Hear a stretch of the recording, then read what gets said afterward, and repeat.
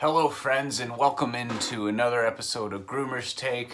Battling a bit of an illness here, so I'm going to grind it through and might be a bit shorter today, but that's okay because it's good to be back. That elf is up there and he's not coming down because you know what he told me? He said the Yankees got away with a steal on the new Aaron Judge contract. I mean, that guy... he doesn't know what he's talking about. So here we are. December 14th is a special day, 2022. I'll hit on that later. Episode 107. It's been a while, but let's talk about the Toronto Blue Jays. Boom, here's the hat. As you can see, the Blue Jays bring in Chris Bassitt and Kevin Kiermaier. So obviously the bigger piece here is Chris Bassitt. Very good starting pitcher for the Mets last year. 3 years, 63 mil, whatever it is. The reason I like this now, because Ross Stripling is gone. That might be talked about in the rundown later on for MLB. But with Chris Bassitt coming in, I'm calling it it's a bit more, right? It's a bit more than a complementary piece to that rotation. It's a bit more than a complementary piece to Gausman, to Manoah. So here we go. Right now, as it stands, the starting rotation is Alek Manoah, Kevin Gausman, Jose Berrios. Now the thing is, we'll keep going. And Chris Bassitt and Yasi Kikuchi. So, and there's rumors out there about them adding another starting pitcher, a veteran, to battle for that fifth spot. The thing is with this rotation is that 1 through 4 now should be really good. And we got to circle Berrios and we got to circle Kikuchi. Kikuchi is the only left-handed arm in that rotation. If I was a manager, you would mostly want at least 2 lefties in that rotation so you can go back and forth, whatever. If Kikuchi could figure something out, let's remember he just signed last year. You got to give him the benefit of the doubt. The Jays have done that with previous pitchers as well, and they've turned out okay. But we really got to hope Kikuchi and Berrios can turn something around. This Berrios, the talent is there. We know, we've seen it. Hopefully that's a one-off last year, and he could remain some sort of a dominating starting pitcher. Because when you have these 4 guys, and then if Kikuchi could figure it out, that's exactly what you need. And then come playoff time, assuming that this Jays team can get back to there, there's a lot of really good arms. I like it a lot. It's going to look really good.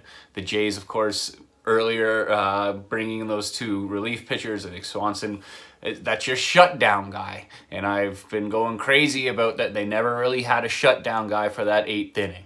And they could have possibly had now one for the 7th and 8th inning before you get to the closer. I absolutely love it. Now let's look at the more on the offensive side of this. They bring in Kevin Kiermaier. I get it. Good player. Not so much of like the heavy talent that the Jays might have been looking for, but what you do here with adding him is you bring in a piece. It's a good piece guy. It's a good bench guy. He's not a guy you want to have to start every single game, and I don't think that's going to happen. But for a team who's still young, this Jays team is still young. Let's not forget that.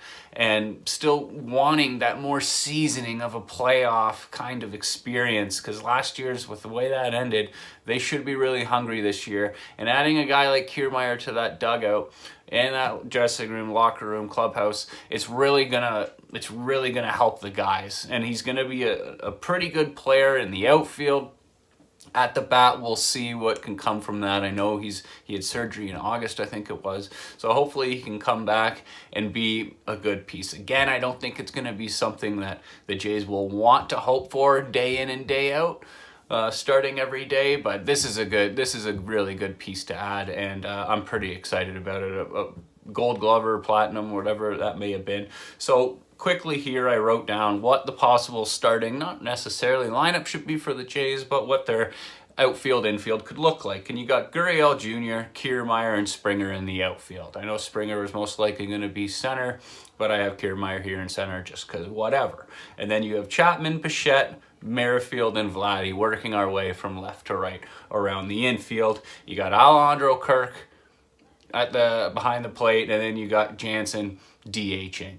So just from those names alone and the way it's laid out, yes, good team, yes, pretty good lineup, pretty scary lineup, but that one piece, and I talked about in previous episodes about Teoscar leaving, and yes, that was a lot of power, but I think they needed to fill that pitching a lot more. And I like these moves that the Jays have made. I think I think they're spending some money now, but I'd like to see them still add. You know, they're still looking for that left-handed bat. Who knows where it's going to come from? Because Nimmo signed with the Mets, and we'll hit on that in just a little bit. But I like this lineup. It's very good. If you can find some more of a power somewhere else, it's going to be great. But really, as a solid, solidified baseball team that could win games, win rounds, win a World Series, I think they're a lot closer now than they were last season, for sure. So then the Jays reportedly, let's keep going here, are in, as every Toronto team always is in on guys. They're in on starting pitcher, veteran Johnny Cueto. I believe did I write it down? I didn't. I think he's 36 years old, 35, 36 years old. He was with the White Sox last year. Again, it's not going to be a guaranteed end of rotation guy. He would have to battle with said Kikuchi, and is it Mike White, I believe? Or Mitch White, whatever his name was, to come in. But if Cueto wants to take on a role, even if it's not as your fifth starter, if he wants to take on that role as a long relief guy, I would gladly accept it. Because I don't want to say forced, but if you make the decision that you want to keep Kikuchi and he's decent enough just being that left-hander, you could throw him out every 5 days. And if you have to pull him in the third or fourth inning, then you can throw a guy like Cueto in for that longer relief and get 4-5 innings out of him. It's not a bad idea, and Cueto again is a guy that's the veteran piece that could come in and kind of just help the younger core, help the clubhouse, help the dugout, and I think it would look really, really, really nice. It looks beautiful on paper, and it looks beautiful in my mind.